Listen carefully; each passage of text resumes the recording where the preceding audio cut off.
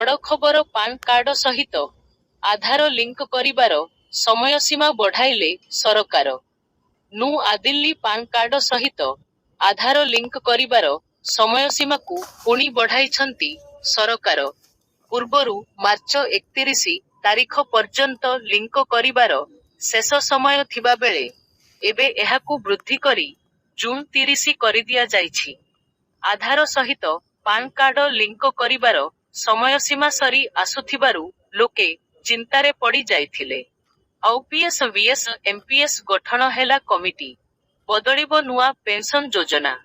ସରକାରୀ କର୍ମଚାରୀଙ୍କ ପାଇଁ ଆସୁଛି ଖୁସି ଖବର। ସରକାର ପରିବର୍ତ୍ତନ ଆଣିବାକୁ ପ୍ରସ୍ତୁତ ହେଉଥିବା ଜଣାପଡ଼ିଛି। ଖାଲି ସେତିକି ନୁହେଁ, ନୂତନ ପେନସନ୍ ସ୍କିମ୍ ବା ଏମ୍ପିଏସ୍ କୁ କର୍ମଚାରୀମାନଙ୍କ ପାଇଁ ଅଧିକ ଲାଭବାନ କରିବାକୁ କେନ୍ଦ୍ର ସରକାର ଲକ୍ଷ୍ୟ ରଖିଛନ୍ତି। ଏନେଇ କେନ୍ଦ୍ର ସରକାରଙ୍କ ପକ୍ଷରୁ ଏକ କମିଟି ଗଠନ କରାଯାଇଛି। ଅର୍ଥ ସଚିବଙ୍କ ଅଧୀନରେ ଏହି କମିଟି ଗଠନ ହୋଇଥିବା ବେଳେ କର୍ମଚାରୀଙ୍କ ସମସ୍ୟାର ସମାଧାନ କରାଯିବ ବୋଲି କୁହାଯାଇଛି। ନୂତନ ପେନ୍ସନ୍ ସ୍କିମ୍ ବା ଏମ୍ପିଏସ୍ କୁ ପରିବର୍ତ୍ତନ କରିବାକୁ କେନ୍ଦ୍ର ସରକାର ଚେଷ୍ଟା କରିବେ ବୋଲି କହିଛନ୍ତି। ଆଜି ବିରଳ ମହାଜାଗତିକ ଅବସ୍ଥାନ। ଅତି ନିକଟତର ହେବେ 5 ଗ୍ରହ। ନୂଆଦିଲ୍ଲୀ ମହାଜାଗତିକ ସ୍ତରରେ ଆଜି ପରିଲକ୍ଷିତ ହେବ ବିରଳ ଦୃଶ୍ୟ। 5ଟି ଗ୍ରହ ପରସ୍ପରର ଅତି ନିକଟତର ହେବା ସହ ଆର୍କ ଆକାର ଅର୍ଥାତ୍ ବକ୍ର ରେଖାରେ କରିବେ ଅବସ୍ଥାନ।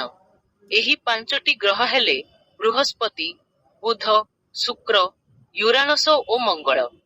ଗ୍ରେଟ୍ ପ୍ଲାନେଟାରୀ ଆଲାଏନମେଣ୍ଟ କୁହାଯାଉଥିବା ଏହି ଅବସ୍ଥାନରେ 5ରୁ 6ଟି ଗ୍ରହ ସୂର୍ଯ୍ୟର ନିକଟତର ହେବା ସହ ବକ୍ର ରେଖାରେ ଅବସ୍ଥାନ କରିବେ। ଗତ 2022 ଜୁନରେ ସମଧରଣର ମହାଜାଗତିକ ଦୃଶ୍ୟ ପରିଲକ୍ଷିତ ହୋଇଥିଲା।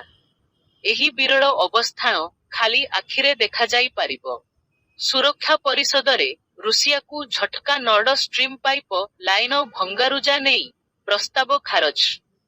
ଜେନେଭା, 28(3) ରୁଷିଆରୁ ୟୁରୋପ ଯାଇଥିବା ନର୍ଡ ଷ୍ଟ୍ରିମ 1 ଏବଂ ନର୍ଡ ଷ୍ଟ୍ରିମ 2 ଗ୍ୟାସ ପାଇପ ଲାଇନଗୁଡ଼ିକରେ ଭଙ୍ଗାରୁଜା ସମ୍ପର୍କରେ ରୁଷିଆ ଏକ ଅନ୍ତର୍ଜାତୀୟ ତଦନ୍ତ ଦାବି କରିଥିଲା। ଏଥିପାଇଁ ମିଳିତ ଜାତିସଂଘ ସୁରକ୍ଷା ପରିଷଦ ୟୁଏନ୍ଏସ୍ସି ରେ ଏକ ପ୍ରସ୍ତାବ ମଧ୍ୟ ଆଣିଥିଲା।